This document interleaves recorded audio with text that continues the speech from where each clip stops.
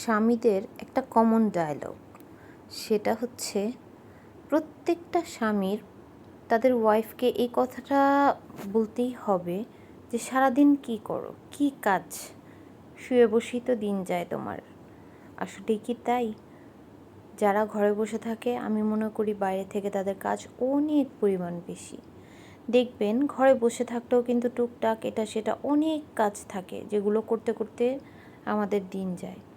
স্বামীরা আসার আগেই কিন্তু আমরা চেষ্টা করি যে আমাদের ঘরটা টিপটপ হয়ে যাবে, আমাদের কিচেনের সব কাজগুলো কমপ্লিট হয়ে যাবে। আর তারা যখন বাসায় ফিরে দেখে আমরা রেস্ট নিচ্ছি সব কিছু করার পর, আমাদের সব কিছু চকচকে ঝকঝকে, তখন তারা ভাবে আমরা বোধহয় সারাদিন শুয়ে বসে ওভাবে রেস্টই নিচ্ছিলাম। এই কাজগুলো জাদু মন্তরের মাধ্যমেই হয়ে গিয়েছে। তো স্বামীদের বলতে চাই আমি, আসলে ওয়াইফদের কিন্তু স্বামীদের মুখের ছোট্ট একটা কথা অ্যান্টিবায়োটিকের থেকেও বেশি কাজ করে।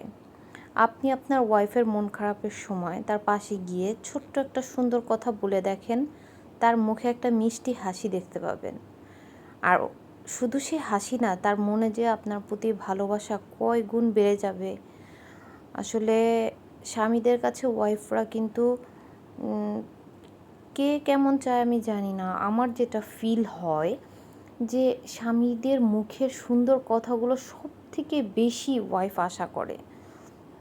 মানে পৃথিবী একদিকে, স্বামীর মুখের মিষ্টি কথা একদিকে। আসলেই স্বামীর মুখের একটা সুন্দর কথা ওয়াইফের সারাদিনের ক্লান্তি দূর করে দেয়, সকল মনের কষ্ট দূর করে দেয়, ঘরটাকে বেহেশত বানিয়ে দেয় শুধুই স্বামীর মুখের একটা সুন্দর কথা।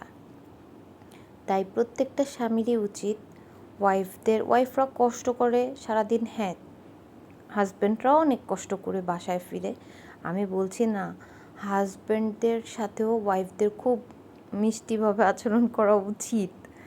আর হাজব্যান্ডদেরও উচিত ওয়াইফদের অ্যাপ্রিসিয়েট করা, তাদের কাজগুলোকে ছোট করে না দেখা। তারা সারাদিন শুয়ে বসে দিন কাটায় না, তারাও কাজ করে। তো দুজনকেই বুঝতে হবে, কেউ কারো মনে কষ্ট দেওয়া যাবে না।